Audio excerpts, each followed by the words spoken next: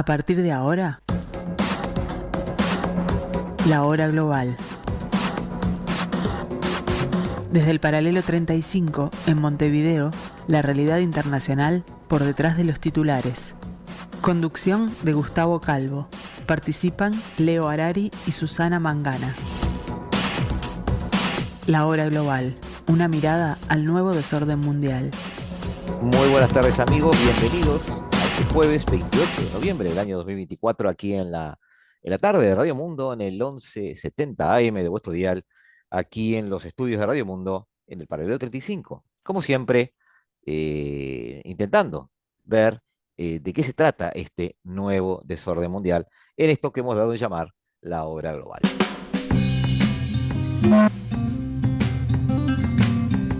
Y estamos nuevamente en estudios en este caso no en estudios, esta es una emisión especial, la estamos haciendo desde fuera de los estudios de Radio Mundo, queremos aclararlo, porque además ustedes si van a tener acceso a nuestra transmisión en video lo van a ver. Debido a razones de agenda y de causa mayor no pudimos trasladarnos hasta los estudios, pero estamos haciendo para ustedes este programa. Intentamos ver hoy algunos aspectos colaterales a las guerras, que a veces son los que hacen a las guerras. Volvemos a estar con Ricardo Barbosa, volvemos a estar resumiendo algunos temas del quehacer internacional, concentrándonos en esa otra cara del conflicto que para los que están en los conflictos no es otra cara, es la esencia del conflicto, que es el manejo de las armas en sí, la obtención de ellas, todo ese mercado que hace posible, no que las guerras existan, sino que persistan incluso.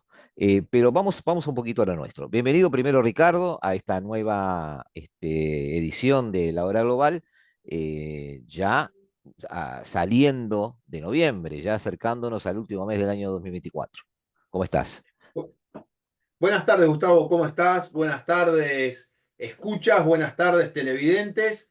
Y bueno, aprovechando la tecnología que se abrió paso con fuerza, más que nada después de la pandemia, y nos permite poder realizar este programa en forma remota desde nuestras casas.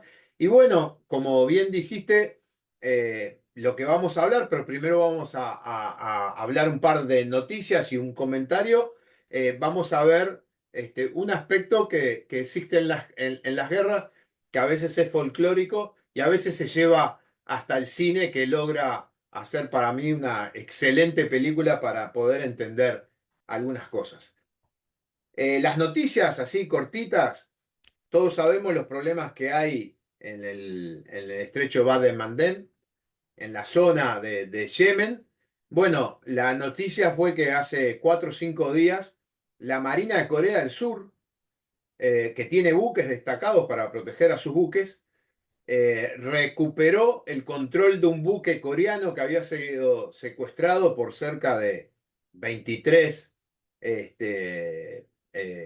representantes de los grupos hutíes, y tomaron por asalto el buque. La verdad que ver el video del asalto al buque, muy interesante, con apoyo a helicóptero, buques, tropas especiales, recuperan el buque, liberan a 25 tripulantes, mueren 5 de los perpetradores, y los otros 18, que a veces hablamos del tema internacional, aguas internacionales, quién ejerce la jurisdicción, la soberanía, y por el incidente ser en un buque de bandera coreana, le permite al Estado de Corea llevarse a los 18 sobrevivientes que habían tomado el buque, y lo juzgó en Corea y les aplicó penas entre 20 y 30 años para cada uno. La otra noticia la tenemos acá enfrente. Todos deben haber visto en la prensa los abrazos efusivos entre el presidente Milei y el presidente Macron, y sin duda todos estaban contentos porque firmaron un contrato de 2.000 millones de dólares para compra de buques y submarinos. Y lo tercero que lo estuvimos hablando fuera de micrófono es el tema de este acuerdo de cese al fuego en el Líbano. Como yo te decía, Gustavo, una a veces se olvida las cosas que dice y hay que revisarlas, pero siempre nosotros, cuando empezó el problema con Hezbollah, hablamos de una incursión, y en términos militares una incursión quiere decir atacar el territorio, efectuar las misiones y volver a tu territorio original. ¿Cuál era el objetivo estratégico del ataque al sur del Líbano? Era eliminar las amenazas de Hezbollah, que venían desde hace años, y permitir a 60.000 israelíes volver al norte de Israel. Volvimos a una guerra clásica israelí de corto tiempo, alta intensidad, con muchos efectivos, mucha tecnología, y en menos de 2 meses se eliminó esa amenaza y ahora se firma un cese al fuego que, como lo estuvimos hablando, le da la oportunidad al Estado del Líbano que ejerza el control del territorio y, como dice Weber, el cientista político del principio del siglo XX, Max Weber, el Estado es aquel que tiene el monopolio de la violencia. Entonces, al Estado libanés, a través de su ejército, el ejército del Estado libanés, pasa a ocupar el sur del Líbano para hacer un control efectivo del lugar. Hay un monitoreo de Naciones Unidas, que supongo que va a colaborar en eso, para darle la garantía a los acuerdos que se habían firmado en el 2006, que eso iba a ser una zona desmilitarizada de los partidarios Hezbollah y que la población israelí pueda volver al norte. Me interesa, Ricardo, tratar este tema por algunas apreciaciones que me gustaría hacer y que, digamos, consultarlas contigo, obviamente, porque esto se está vendiendo como una especie de acuerdos bajo una especie de presión diplomática de Estados Unidos. En primer lugar, yo quería, con tu presencia, tratar de reivindicar el hecho de que en nuestro concepto, estas operaciones, lo enmarco esto dentro de toda esta situación, incluso con Gaza, con Irán, con todo el eje de la resistencia, todas estas operaciones están soportadas desde el punto de vista del aporte militar de Estados Unidos, pero la toma de decisiones está enteramente en manos de Netanyahu en este caso, incluso muchas veces en contra de la opinión de Estados Unidos. No sé si tú lo ves así, pero yo he visto que Estados Unidos ha dejado a Netanyahu esa especie de área de toma de decisiones, incluso muchas veces estando en desacuerdo con él. Así que mi concepto es que si este alto el fuego llega, no creo tanto en una presión de Washington como sí en una estrategia, por alguna razón que podemos analizar ahora, si tú querés, en 2 o 3 minutos, eh, que convenga o que conforme de alguna manera a Israel. A ver, a veces, yo creo que a veces dan mucho más por Estados Unidos de lo que realmente puede hacer. Sin duda que hubo presiones, pero las presiones por los medios de prensa que circularon, las presiones estaban dirigidas más al tema de Franja de Gaza, no tanto al el enfrentamiento con Hezbollah, que todos sabían de que era otra estructura, otra organización, de que venía actuando desde hacía mucho tiempo, que venía incumpliendo todo un montón de cosas. Y hay una lógica que la hemos hablado un montón de veces. El primer ministro israelí vive de los votos de los israelíes.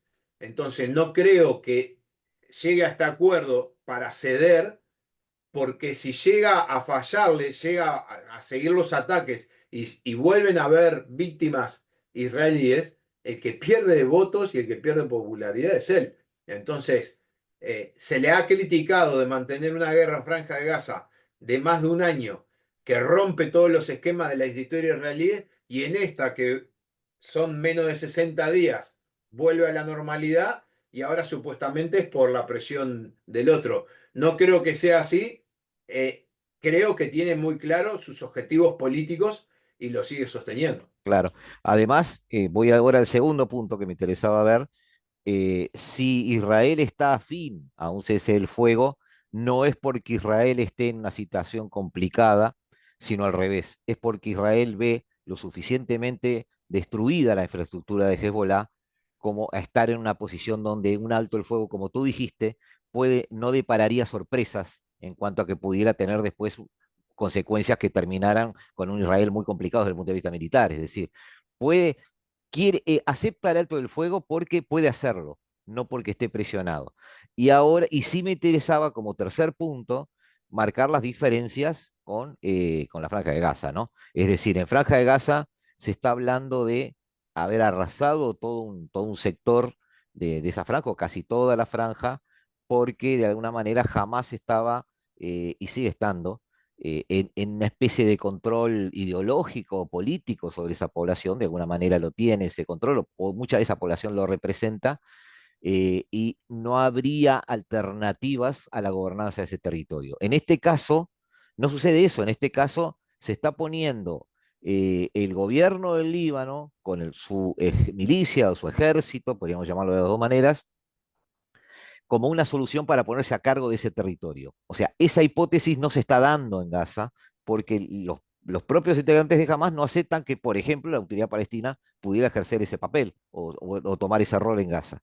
Pero en este caso sí hay una opción que permitiría a Israel, por lo menos al sur del río Litani, tener una gobernanza formal que no sea Hezbollah. No sé si lo ves así todo eso. Si me A equivoco, ver, decime. no, no, no. Cuando uno analiza las campañas militares, uno lo que tiene, lo que ve para estas discusiones que estamos dando es lo que se llama el plan de batalla. El plan de batalla comienza con un objetivo estratégico. Nosotros en varios programas presentamos encuestas de opinión donde después del ataque del 7 de octubre la popularidad de Hamas había crecido.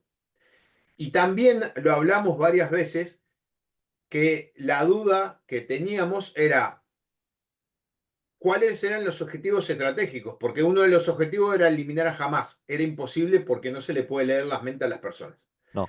El segundo punto era qué iba a pasar después de que se arrasara físicamente, porque iba a ser una guerra urbana y eso se sabía. Y el problema de la guerra urbana es que, como decía Mao, hay que mezclarse en la población, hay que ser un pescadito más de esa pecera, difícil de identificar, más todos los años, porque la operación Plomo Endurecido fue en 1982 para atacar los túneles que abastecían desde Egipto. O sea, viene de mucho tiempo.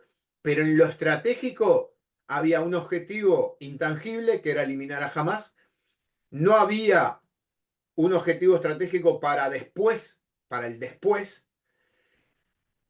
Y el tipo de combate iba a ser el peor combate que puede enfrentar un ejército. Si nos vamos para el norte, el objetivo estratégico era claro. ¿Cuál era? Eliminar las amenazas del sur del Líbano para los pobladores del norte de Israel. Se avanzó en esa incursión que fue entrar en el territorio. Y cuando digo incursión es que el militar tiene la planificación estratégica de llegar a un punto, cumplir la misión y volver, no quedarse para controlar, porque Israel estuvo 20 años controlando el sur del Líbano y fue para problemas. Cumple la misión y le restauran la autoridad al que tiene que ejercer la autoridad, que es el Estado libanés con su ejército, no con un ejército paralelo que era el de Hezbollah. Entonces, el norte y el sur tienen dos visiones de plan de batalla y objetivos estratégicos totalmente diferentes. Los del norte eran cumplibles, los del sur parecían más aspiraciones políticas de un discurso político difícil de cumplir militarmente. De acuerdo.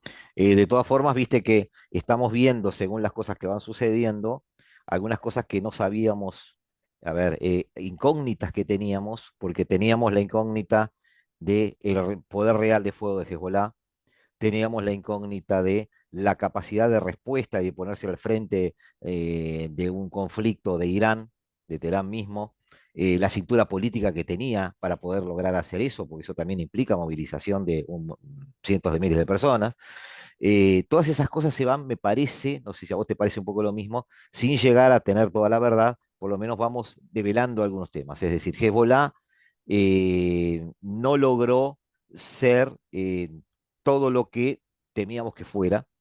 Irán me parece que no se animó a dar esos pasos de guerra total con el que amenazaba, teniendo en cuenta todo el eje de la resistencia, ¿no? Estoy sumando a todos. Me parece que lo que hemos visto sobre el terreno es que hay mucho menos de lo que se preveía o lo que se suponía en cuanto a poder de escalar en ese conflicto. Israel me parece un poquito al revés, aunque sí ha sido muy criticado y condenado políticamente a nivel global, sí demostró bastante contundencia, no voy a decir eficiencia porque yo de eso no sé nada, no soy militar, pero sí contundencia en poder mantener un poder de fuego estable, fuerte, descabezó organizaciones enteras, eh, se ha mostrado cumpliendo con el rol que se suponía que amenazaba con cumplir. Del otro lado lo vemos un poco más frágil, no sé si tú lo ves un poquito así. Ojo que no sabemos la verdad, pero es lo que parecería. No, lo que pasa es que el norte y el sur son dos cosas totalmente diferentes. Ahí está. Los enemigos del Estado de Israel eran completamente diferentes, pero si vos recordás el proceso del ataque de Israel al sur del Líbano, es un proceso donde cada vez lo que se veía era el conocimiento detallado de cómo era la estructura de su enemigo.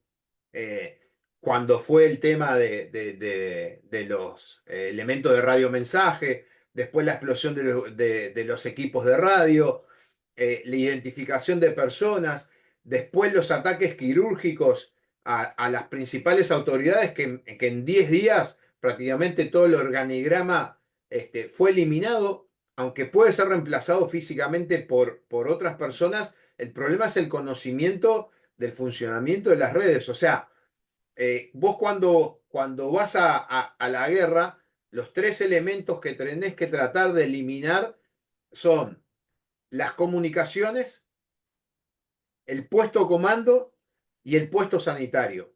¿Por qué? Las comunicaciones quedan como grupos aislados y ningún ejército puede funcionar como grupos aislados. La parte de comando, que son los que toman las decisiones. Y el puesto sanitario, ¿por qué?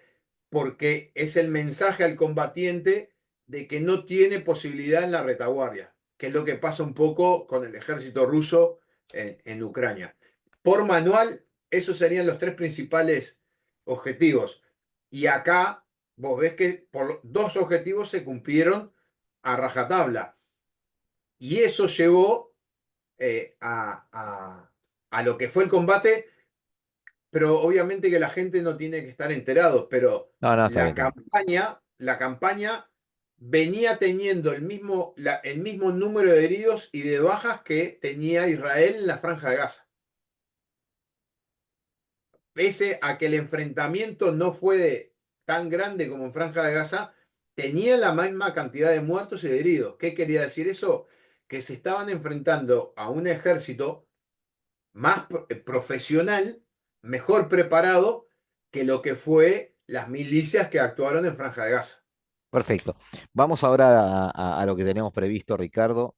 Ya arrancamos con una primera imagen que nos da alguna pista. ¿Qué tenemos aquí? El Señor de la Guerra y la cara de un actor que para muchos es muy mal actor, para otros no es tan malo, pero que tiene bastante buen olfato para aquellas películas que tienen una buena recaudación o que pueden ser interesantes. ¿Vamos a hablar de Sí, cine o de qué vamos a hablar?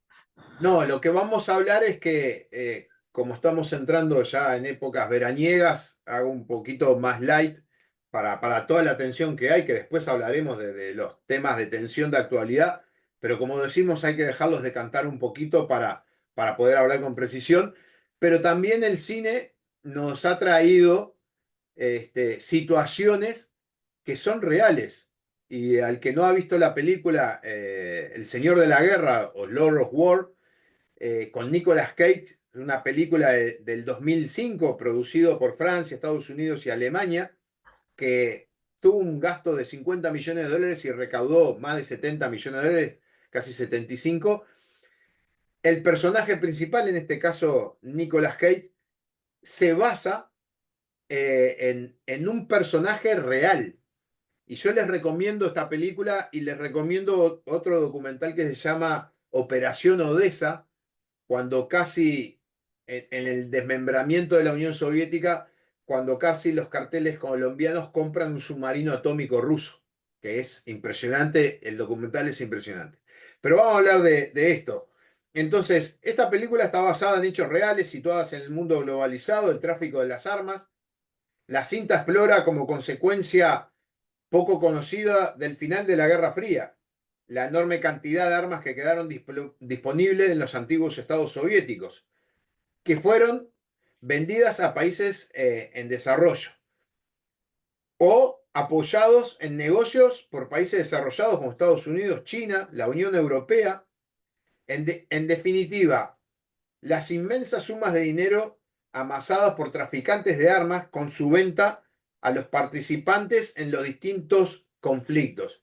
Entonces, la segunda diapositiva que podemos ver, vamos a ver a Nicolas Cage, que es el personaje de la película, y al representado, que en este caso su nombre es Victor Bout, nacido el 3 de enero del 67, conocido como el mercader de la muerte, traficante de armas soviético.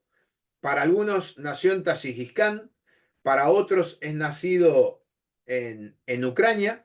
La película es muy fiel a la vida de él, porque aparte, si hay un documental hecho que se llama la vida de Víctor Bout, porque él tenía el hobby de llevar cámara y filmar todo. Entonces es increíble las escenas que se ve a lo largo de su vida, que están representadas en la película, que pueden llegar a parecer cómicas, pero es parte de la realidad. Vamos a contar el fin, pero después vamos a ver cómo enganchamos este fin. En el 2008 lo invitan a una reunión supuestamente con combatientes de la FARC que le querían comprar misiles antiaéreos y armamentos para matar americanos, porque en esa época el gobierno americano estaba muy metido en la guerra contra la FARC.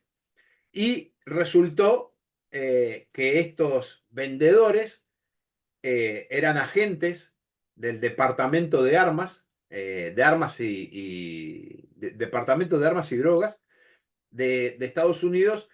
Lo detienen en Tailandia, está 2 años detenido en Tailandia. Rusia trata de evitar su extradición, lo llevan a Estados Unidos, lo condenan a 25 años por vender armas para atentar contra norteamericanos y pasa 12 años en prisión. Después les voy a contar cómo es que logra salir. La historia de este señor, como les decía, algunos sostienen que era ucraniano, otros que eran nacido en Tayikistán, otros decían que era nacido en Turkmenistán, de la zona, era de la zona. Se casa, tiene una hija, había sido oficial de la Fuerza Aérea Soviética, trabajó para el GRU, la Dirección Principal de Inteligencia, y era una persona con una rapidez mental destacada, por eso se le empieza a involucrar en la parte de espionaje, movimientos revolucionarios africanos, estados comunistas en el tercer mundo. Aprende Esperanto, esa lengua artificial que supuestamente en los años 20 del siglo XX iba a ser la lengua mundial, pero a raíz de eso también aprende y hablaba con fluidez inglés, francés, portugués, uzbeco, árabe, persa, ruso y las lenguas africanas Xhosa y Zulú. O sea, era un políglota Perfecto. que le Ricardo, dio Ricardo, te propongo hacer un corte porque se nos está yendo la hora. ningún problema. Lo Paramos dejamos. con el políglota y seguimos. Ahí está, ya hicimos una presentación del personaje. Amigos, en 2 minutos nos volvemos a encontrar aquí en la hora global y ya volvemos con el segundo bloque. Estás escuchando La Hora Global, una mirada al nuevo desorden mundial. Muy buenas tardes, amigos. Seguimos en la tarde de Radio Mundo, seguimos en esta emisión especial desde fuera de estudios de Radio Mundo de la hora global, intentando interpretar un personaje de película al cual nos acerca Ricardo Barbosa, al que tú llamaste, Ricardo, el mercader de la muerte. Sí, hoy lo podríamos asimilar a un emprendedor. ¿Por qué? Porque si bien él trabajó en la Fuerza Aérea Rusa, era uno de los principales enlaces con los grupos rebeldes dentro de África, de golpe y porrazo se disuelve la Unión Soviética y se queda, vamos a decir, sin el principal sustento. Lo que hace cualquier emprendedor, agarra su libretita de viejos contactos, se junta con otras personas y compra sus primeros 4 aviones de segunda mano, unos Antonov AN-8, que tuve la posibilidad de volar en Congo. Transportan 48 personas y 11 toneladas, y con esos aviones comenzó a comerciar el armamento que quedaba del bloque comunista a clientes como dictadores, guerrillas, gobiernos inestables en África, Colombia y Asia. En el 92 hizo un trato con la Alianza del Norte Afgana. Tenemos que acordarnos que Afganistán, después de la caída de la Unión Soviética, los talibanes se enfrentan a la Alianza del Norte. Él abastece de armas a la Alianza del Norte, pero un MiG-21 talibán intercepta el avión, le captura la carga, se mantiene prisioneros a su tripulación, y un año después logra una fuga de película a través de un avión, hizo un Ilyushin, un avión de carga, desde Kandahar, la capital de Afganistán. Sigue trabajando, Ricardo, para ubicarnos en la época, cayó la Unión Soviética, todo sí, ese caos en toda esa frontera de países que dejaban de ser integrantes de esa Unión Soviética que ya no existía, con una Rusia que trataba de sobrevivir, y todo ese armamento que se tenía en común con un ejército soviético que ya además dejó de existir también, para transformarse o ser heredado por algo que se llamaba ejército ruso. En todo ese caos, este hombre tenía acceso a armamento y se dedicó a venderlo. De eso se trataba. claro. Pero a ver, Yo para imaginarnos, primero, sí, la época de caos que debería rodearlo a él y la calidad de oportunista que él tenía. por eso recomiendo el documental Operación Odessa y esta película. Pero ¿qué pasa?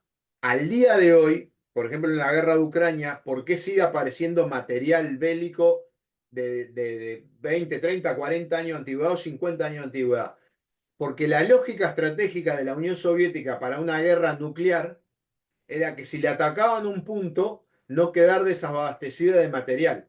Entonces, a lo largo de la Unión Soviética, Ucrania era parte de la Unión Soviética, Bielorrusia también, la misma Rusia, o sea, había un montón de estados que eran parte de la Unión Soviética, y a través de esos lugares se distribuyó armamento nuclear y armamento convencional, fusiles, tanques y todo el armamento, más que nada, de ejército y fuerza aérea, marina Toda una poco. descentralización logística. Claro. Entonces, al caer la Unión Soviética, Eso se que transformó en en un la película problema. lo puede, claro, en la película lo pueden ver, que el tío de él era uno de los generales y le muestra uno de los almacenes, llenos de fusiles, llenos de tanques, llenos de blindados, de todo, y estaba todo a la venta. Por eso recomiendo esta película, pues es increíble.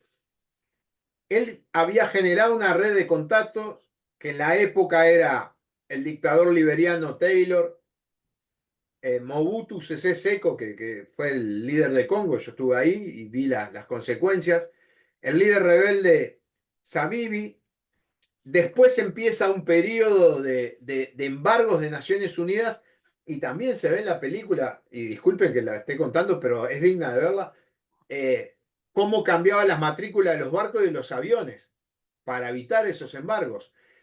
Crea una aerolínea que se llama la Central Africa Airlines o AIR-CES, que llega a tener 28 aviones de carga para moverse en todo el mundo, más que nada el africano, asiático y algo en América del Sur. Pero también trabaja con potencias, vamos a decirles, occidentales. Lleva belgas a Somalia en el momento de la operación de Volver la Esperanza. En el 94 traslada 2.500 soldados franceses a Ruanda para frenar las matanzas que había ahí. Lleva negociadores de paz de Naciones Unidas a Filipinas. Establece contacto con Al Qaeda y Abu Shafia, uno de los líderes. Lleva alimentos, el Programa Mundial de Alimentos, a África, y material humanitario a Sri Lanka. O sea, estaba bien con Dios y con el diablo. Sigue trabajando con Afganistán, Irak, Estados Unidos, Reino Unido, hasta que llega un momento que el gobierno británico, a petición del gobierno norteamericano, incluye a Wood en la famosa lista negra, y de esa forma se hace la denuncia en Interpol y pasa a integrar la alerta roja para su detención. Como no era posible detenerlo porque usaba varios documentos, protección de la misma Rusia, le tienden una trampa que la contamos, cae en Tailandia, le dicen para poderlo acusar que le iban a comprar misiles y armamento para matar a estadounidenses, le dijo que él no tenía ningún problema, que negocios eran negocios, lo que hacían con las armas no era problema de él. Ahí lo detienen, 2 años en Tailandia, lo llevan a Estados Unidos, lo condenan 25 años y cumple 12. Y ahora después vamos a contar por qué cumple 12. Según el fiscal Preet Bharara, fue durante años el traficante de armas número 1 en algunos de los conflictos más violentos del mundo. Siempre tuvo el apoyo del gobierno ruso y él decía que esto era un problema del traficante ilegal de armas, no era era un negocio, pero el problema era que no existía una voluntad política para detener a estos traficantes de armas. O sea, eran parte de ese juego, parte de no ser reconocido, parecido a lo que estuvimos hablando con nuestro amigo español de todos los temas de las nuevas empresas de mercenarios. Y al final, por los problemas que ocasionaba, como te decía, estuvo preso. Lo liberan el 9 de diciembre del 2022, donde ahí, cuando llega a Rusia, él apoya la invasión rusa a Ucrania y dice que si hubiera podido, hubiera participado con el ejército ruso. Se integra al Partido Liberal Demócrata de Rusia y empieza a trabajar otra vez dentro de Rusia, y lo que nos interesa para este programa es que hace poco ha estado de vuelta en los principales titulares. ¿Pero por qué? Él es cambiado por una basquetbolista que la detienen en Rusia, en el aeropuerto de Rusia, porque dicen que transportaba marihuana. Y la ponen presa por 10 años. O sea, algo que ha pasado en estos años es que normalmente cuando Rusia tiene a alguien preso, detienen a alguien en Rusia y después fomentan el cambio. Sí. Sí, esta basquetbolista, hubo una crítica muy grande para Biden porque en esos momentos había un marín que estaba preso por espionaje, ya llevaba varios años y iba a estar varios años más. La mayoría del origen de las armas que él utilizó se dice que eran de Bulgaria. También abasteció los problemas en la guerra yugoslava con Bosnia. Y uno de los puntos principales, o más destacable, es que en un momento de un transporte de armas se pierden 200.000 fusiles AK-47, que no se sabe dónde se terminan. Supuestamente terminaron con los serbios. Él vivió también, antes de ser detenido, en Bélgica, Sudáfrica, Libia, Siria y Emiratos Árabes. Pero ¿qué pasa? En agosto de este año, o sea, hace unos pocos meses, se lo ve reunirse con 2 emisarios hutíes en Moscú y se planteó que era la compra por valor de 10 millones de dólares de armamento para los hutíes. Ahora, lo que no está claro, muchos dicen que en realidad solo no era la venta de los AK-74, que es el último modelo de acá, sino que los hutíes venían a negociar misiles antitanque Cornet, armas antiaéreas, y se hablaba también de la posibilidad de compra de misiles cruceros y algunos misiles balísticos como el que atacó al portaaviones Eisenhower hace poco. Entonces, como se dice, Boat volvió a su actividad. Te iba a decir eso, nuestro amigo volvió al oficio. Claro, volvió a reflotar otra vez la libretita como había sido emprendedor, volvió para establecer contactos y en esa guerra híbrida que a veces hablamos nosotros que lleva a cabo Rusia con gran destreza, porque no nos tenemos que olvidar de ahora la llamada Legión extranjera, que eran Ujú. los viejos Wagner, que otra vez volvieron a sus funciones. Ha habido enfrentamientos en África con fuerzas especiales ucranianas, Sí, sí, ya en son mencionadas Siria. en Rusia como una especie de Africa Corps, ¿no? Es un poco Claro, el término que pero la utilizan. visión, pero a lo que voy es que la visión de la guerra para Rusia no es solo en Ucrania, tiene Ah, varios planos, como lo hemos visto, los cables submarinos, interferencias. Alemania sufrió interferencias en los ordenadores de energía eléctrica para el sistema de control de tranvías. eh, la llegada de este señor otra vez volvió a reflotar esos viejos contactos y el miedo de que aumente la capacidad y el poder militar de los hutíes, que también se le vendería grano, o sea, todo ese embargo que hay contra el grupo hutí, lo estaría rompiendo Rusia para lograr tensionar al máximo a Occidente en los problemas que tenga, porque obligaría a destinar, en este caso, más buques para el estrecho Bab el Mandeb o utilizar elementos de fuerza aérea como lo utilizó Estados Unidos hace poco para atacar en Yemen. está bien. Ricardo, bueno, vamos a otra pausa ahora, pero te invito en el tercer bloque no sé si queda algo más que decir puntualmente de este personaje, pero me gustaría, viste, una reflexión sobre lo que llamamos así en forma tan genérica y entendiendo que es algo corpóreo, que es algo fácil de identificar y que es una sola cosa, el mercado de armas, que en realidad no es nada corpóreo y no es tan fácil de identificar y es muchas cosas a la vez, tiene muchas caras.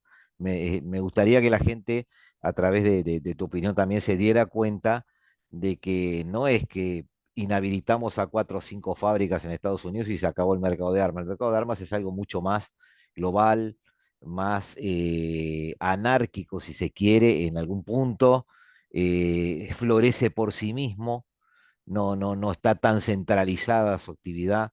Me gustaría sacar un poquito esas conclusiones contigo, a ver cómo ves ese tema. Ya volvemos, amigos, en el tercer bloque de la hora global. Desde el paralelo 35, la hora global.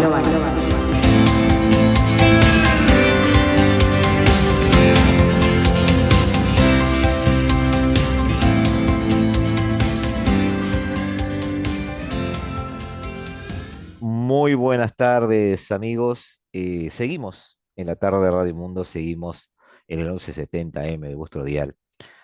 Hoy desde afuera de los estudios de Radio Mundo, trabajando desde otros lugares, pero generando para ustedes siempre este espacio de discusión, este espacio a veces de debate, pero normalmente más bien de análisis de la realidad internacional, para tratar de entender, como decimos, este nuevo desorden mundial.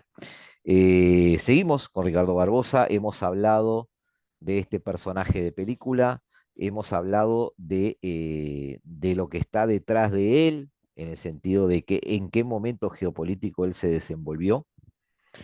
Y ahora te iba a proponer, Ricardo, como ya avanzamos antes de irnos a la tanda, eh, te iba a proponer hablar un poco de algo que parece muy abstracto, o sea, no sé si puedo expresar bien la pregunta, pero creo que tú me vas a entender, de a qué le llamaríamos mercado de armas a nivel global, porque la gente capaz que pueden pensar que estamos hablando de una especie de trust de 6 o 7 empresas norteamericanas que generan las armas y que de alguna manera son el enemigo público, algunos en Rusia, algunos en China, y eso es el mercado de armas. Y por lo que tú estás mostrando de este personaje, evidentemente es algo mucho más caótico, es algo mucho más descentralizado, más anárquico. Hay un montón de intermediarios, hay toda una especie de, no voy a llamarle mercado negro porque todo sería un gran mercado negro, que fácilmente tienen armas o ya existirían armas hoy para alimentar muchísimas guerras. O me asusté de más. No, no, no te asustaste de más. Esto lo podés asimilar o hacer un paralelismo con la cadena de hamburguesas rápidas. Todos saben que nació en Estados Unidos, pero sabés que hay en cualquier lugar del mundo. Y vos cuando vas a cualquier lugar del mundo y de repente dudás de la comida, de la fiabilidad de la comida, buscas esa cadena rápida y tenés determinada confianza. Por ejemplo, los fusiles acá se fabrican en Rusia, en China, en Hungría, Checoslovaquia, partes de lo que era la vieja Yugoslavia. Los fusiles belgas y las ametralladoras se fabrican en la Argentina. Brasil tiene licencia de fabricación de... Brasil es el quinto exportador de armas y el segundo exportador de armas de mano, de pistolas. Entonces acá ya tenés que diferenciar lo que es oficial de lo que no es oficial. Pero a veces lo que pasa, que los intereses de los estados hacen que fabriquen y vendan a determinados grupos o personas que teóricamente no podrían comprar porque tienen embargos.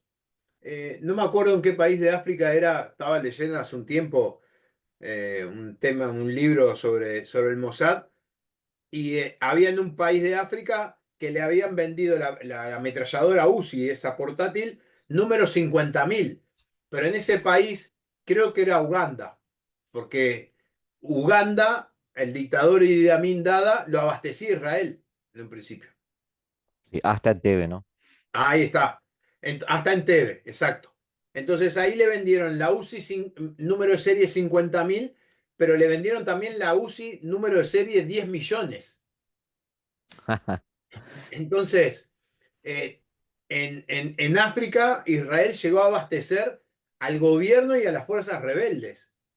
Entonces, hay un tema de intereses también. O sea que no es algo tan hollywoodesco que vos sos No, una especie de nuevo tirano, por decirlo de alguna manera, o diste un golpe de Estado, o a través de una junta militar te hiciste el poder, o capaz que no, capaz que sos un civil, pero que estás soportado por determinadas fuerzas y llegaste al poder, y un buen día, en forma telefónica, un intermediario te puede ofrecer, por ejemplo, gran cantidad de armamento, te puede ofrecer incluso digamos, vehículos con metralladoras o subametralladoras montadas, te puede ofrecer incluso algún tanque, y de hecho lo tienen para la venta. Y sí, no sí. estamos hablando de un país, sino un intermediario. No, eso lo vi yo en Congo, cuando le traían equipamiento, los jefes salían a vender, te ofrecían lo que fuera, lanzacohetes, fusiles, mochilas, sobre dormir, y si le pedías una avioneta, te decían, dame unos días que te respondo. Eh, a ver, el primer modelo de dron iraní son planos comprados a Israel. ¿A qué voy con esto?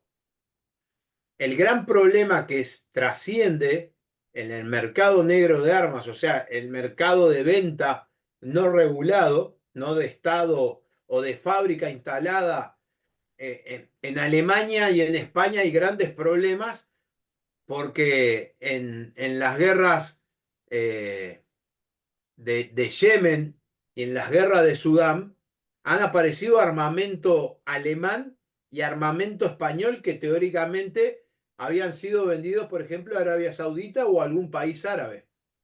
Entonces, no se sabía si del país árabe se le habían dado para apoyar a los grupos o si las habían robado.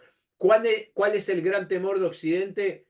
Y la película que la diapositiva que subimos de Nicolas Cage con el comprador africano que le lleva un fusil AK-47 enchapado en oro. Esas cosas existieron también. Entonces, ¿cuál es el gran problema de Occidente? Que en ese mercado negro que se vende todo, se llega a vender lo que se llama una bomba sucia, una bomba química, o muchos hay que dicen que bombas atómicas o material de bombas atómicas desaparecieron cuando la Unión Soviética se disolvió. Porque no se olviden de que la condición de firmar el Tratado de Límites de Ucrania con Rusia fue la entrega del armamento atómico que tenía Ucrania, que tenía en territorio ucraniano, pero no podía disparar porque las claves de disparo las tenía Rusia. Entonces, ese mercado negro, cuando yo estaba en Congo, yo veía aviones y helicópteros sin matrícula. Y también me acuerdo que habían capturado en Sudáfrica 2 aviones llenos de armamento y de equipamiento electrónico que iban para abastecer a grupos rebeldes. O sea, no digo que sea un supermercado, pero Se, hay se- se acceso a parece, armas porque hay un exceso de armas muy grande. ¿Ah? Por eso es que cuando vos vas a esos lugares, un fusil, una K-47, una K más moderno, te puede salir $50, $100, porque hay tantos que se vende por poco precio. Eh, en Camboya vendían los M16 por $50, capturados al ejército americano en Vietnam. O sea, hay todo un mercado de armas que se pueden conseguir armas. La guerra de las Malvinas, Argentina compró armamento en el mercado negro. O sea, obviamente para los comunes no vamos a poder acceder, pero hay toda una red armada que le sirve en parte a los ah, estados claro. mantenerla porque mantiene ese equilibrio del juego de tablas. Vos tenés fuerza, yo tengo fuerza, nunca, entonces nunca terminamos. Ahora, quiero dejar claro algo que lo dijiste acá al pasar. Hay un exceso de armas, es decir, hay hoy en el mundo ya fabricadas, ya almacenadas, ya distribuidas o no distribuidas, pero para distribuir y en manos no declaradas de una cantidad de armas tal que podría alimentar muchas nuevas guerras. Sí, a ver, pero hay que hablar de qué tipo de armas. Armamento de infantería, de eso sobra. Blindados, más o menos. Aviones se consiguen. Misiles, ahora se consiguen bastante. A ver, parte del equipamiento que le han dado a Ucrania ya ha pasado al mercado negro. Los Javelin, por ejemplo. ¿Ah? Entonces, hay también Sí, es un elemento que el Senado de Estados Unidos, sobre todo en el área republicana, resistía cuando se le daba tanta vía libre a la entrega de armamento a Zelensky, es que había muy poco control sobre eso. Y eso está alimentando esto que acabas de decir, es decir, de hecho sí había muy poco control y de hecho se sabe que mucho de ese armamento quizás no fue utilizado, ¿no? O fue revendido. claro, pero a ver, pero el caso que pusimos de Boot, este mercader de la muerte, como le decía, había muchos más Boot. No me acuerdo ahora cuál era el nombre. Había un sirio que le dieron pasaporte argentino, que vivía en la Argentina. Y él compraba y vendía armas y creo que estuvo metido en el tema de venta de armas de la Argentina. ¿Ah? Cuando era mediador de paz entre Perú y Ecuador, de venta de armamento a Ecuador y de venta de armamento para la zona de Yugoslavia. O sea, la película refleja mucho y hay una parte en la película que es muy interesante, que representa lo que fue el caso Irán-Contras, cuando Estados Unidos le vendía repuestos y armamento a Irán para enfrentarse a Irak y con esa plata financiaba los Contras para enfrentar al gobierno sandinista de Nicaragua. Claro. Sí, Entonces, esto es más de lo mismo, y bueno, seguirá sucediendo mientras haya conflictos y no hay que olvidarse que hay 53 conflictos activos en el mundo. sí. Y para financiar esos conflictos se necesita dinero. Si miran lo que hizo ISIS, ISIS, por ejemplo, capturaba pozos petroleros que vendía parte de petróleo a Turquía, integrante de la OTAN, y con ese dinero compraba armamento. Entonces esto es una red muy compleja parece muy folclórico, parece salido de una novela, pero cuando uno viaja y empieza a ver informes, es la realidad. Muy bien, te agradezco, Ricardo, toda esta visión bastante detallada de esta especie de mercado al que no accedemos, pero que lo mencionamos bastante en los análisis, pero Sí. siempre desde un punto de vista lateral. Mucha gente lo ve como algo ahí incorpóreo, algo muy abstracto que está de lo que se habla, pero no tiene ese conocimiento que, como yo te decía también fuera de micrófonos, de que esto es algo mucho más anárquico, pero a la vez organizado, mucho más en las sombras, pero a la vez muy real, y mucho más generalizado. Y bueno, es la realidad. Te propongo Claro. sí que, perdón, sí, decime, algo que haya quedado en el A tintero. ver, nadie termina con este problema porque todos lo necesitan. Exacto, es lo que estoy concluyendo yo también, es parte de toda esta convivencia, digamos, a nivel global. ¿Trajiste otro libro hoy para recomendar, Empezamos de Carlos? vuelta con los libros, pero este se llama La Guerra Fría del siglo XXI. Ujú. Y en este libro de Miguel Campos Robles, que se puede conseguir en las librerías acá en Uruguay sin ningún problema, lo que plantea es la estrategia militar de la Federación Rusa. Vos que hablabas de esa Guerra Fría del siglo XXI, que para muchos ya se está dando entre dos bloques, acá lo que plantea es cuál es la visión que tiene la Federación Rusa de esta nueva Guerra Fría y lo podemos ver actuando en África, actuando en Asia, en Europa, en forma indirecta en la misma Europa, tensionando la infraestructura europea para su protección. Es un libro muy, muy interesante, publicado 2021, súper actual, para poder entender cómo se está viniendo la nueva Guerra Fría. Bien, muy bien. Además me gusta, lo hablamos fuera de micrófono, pero lo quiero trasladar acá, que pensemos en la heterogeneidad de ese otro bloque no occidental. No es un todo, no está unificado. Rusia no se ve a sí misma como el brazo armado de China, No, no. tiene su propia agenda. Obviamente hay una dependencia hoy real de China, pero eh, ellos no se ven como que ese sea su rol final, sino que esto es algo que necesitan ahora en este momento, ese tipo de apoyo. Y quizás los chinos sí lo pretendan, digamos, dominar o manejar el timón de ese otro bloque.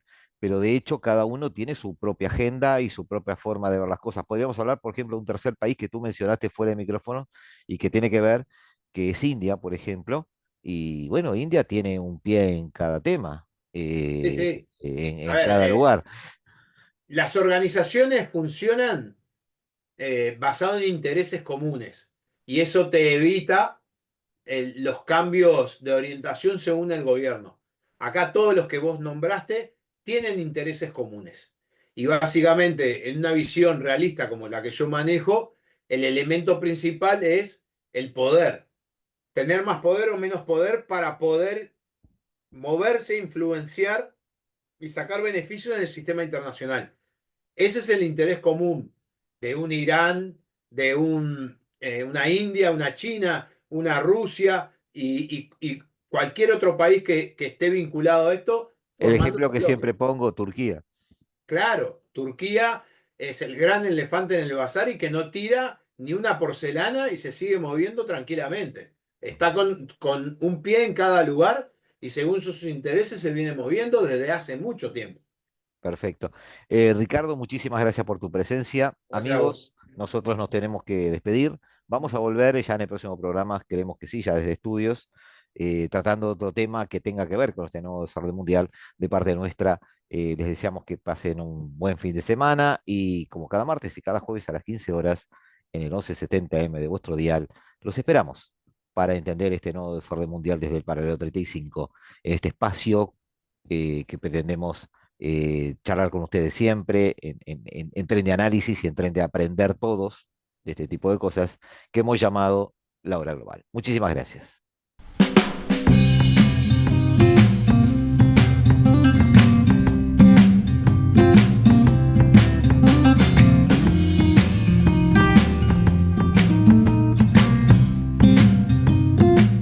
La Hora Global, martes y jueves a las 15 horas. Repite a las 21 horas.